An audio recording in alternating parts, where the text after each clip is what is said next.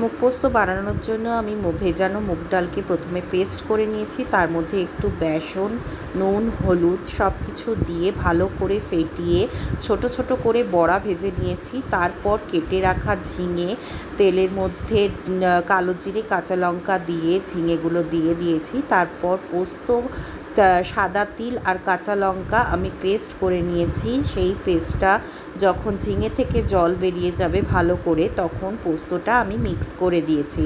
দেখে নিতে হবে ঝিঙেগুলো ভালো মতো সেদ্ধ হয়েছে কি না।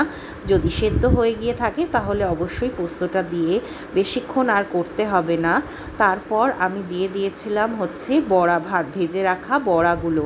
আর বড়াগুলো দেওয়ার পর সামান্য জল দিয়ে আমি ভালো করে নাড়াচাড়া করে একটু ফুটতে দিয়েছিলাম। তাতে আমার বড়াগুলোর মধ্যে ভালো মতন পোস্তটা ঢুকে গেছিলো। আর এই যে আমার রেডি হচ্ছে মুগ পোস্ত।